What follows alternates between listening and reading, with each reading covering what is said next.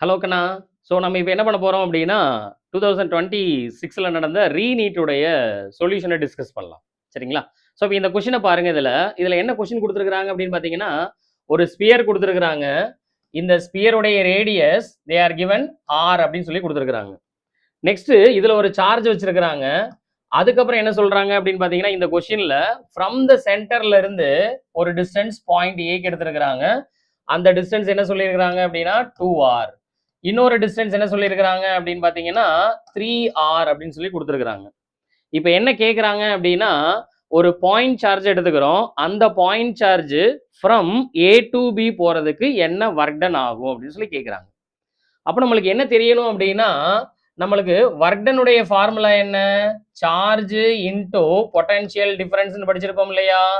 So final பாயிண்ட்ல உள்ள potential minus initial பாயிண்ட்ல உள்ள பொட்டன்ஷியல். அப்போ நம்ம இங்க என்ன பண்ணலாம் அப்படின்னா, இங்க நம்ம சார்ஜ் இந்த சார்ஜ் எடுத்துக்கலாம். ஸோ Q அப்படின்னு சொல்லிட்டு, ஸோ அப்போ இதில் பார்த்தீங்க அப்படின்னா Q into VB at a point பியில் உள்ள பொட்டன்ஷியல் என்ன வந்துடும் இதில்?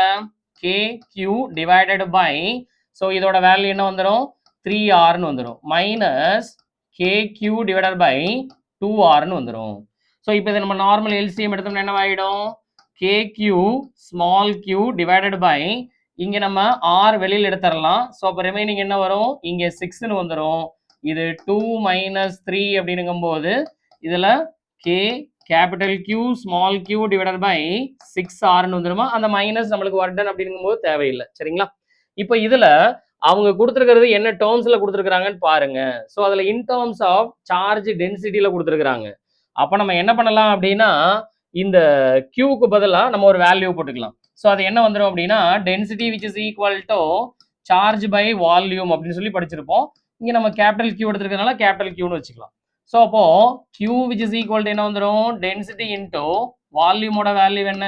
4/3 πr3. அதை அப்படி இங்கே கொண்டு வந்து சப்ஸ்டிடியூட் பண்ணுங்க. ஸோ என்ன வந்துடும் அப்படின்னா, கேக்கு பதிலாக 1/4πε0 ஸ்மால் q கேபிட்டல் Qவோட வேல்யூ பார்த்தீங்க அப்படின்னா ரோ இன்டூ 4/3 πr3ன்னு வந்துடும். ஹோல் டிவைடட் பைல இங்கே வேற என்ன இருக்குது? 6 இன்டூ ஆர்ன்னு இருக்குது. ஸோ இப்போ இதெல்லாம் கேன்சல் பண்ணுங்க. கேன்சல் பண்ண என்ன ஆகிடும்? இந்த இந்த ஆர் கியூப்ல போயிடுச்சு அப்படின்னா இங்கே ஆர் ஸ்கொயர்டு வந்துடும். Then by next one 4 next you take that is the unit positive charge. அதனால கியூவோட வேல்யூ நம்மளுக்கு 1ன்னு வந்துடும். அப்போ ரிமைனிங் பார்த்தீங்க அப்படின்னா நியூமரேட்டர்ல என்ன இருக்குது?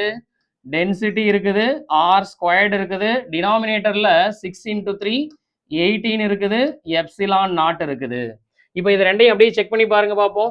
So rho r squared n into epsilon naught, where here n இருக்க வேண்டிய இடத்துல என்ன இருக்குது?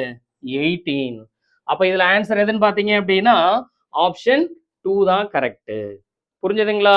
ஸோ இந்த மாதிரி நீங்க இதுல சால்வ் பண்ணிக்கலாம். அப்போ நம்மளுக்கு என்ன தெரியணும் அப்படின்னா அதோடைய ஃபார்முலாஸ் தெரியணும், அவ்வளவுதான். சரி, நெக்ஸ்ட் கொஸ்டின் மூவ் ஆயிடலாமா?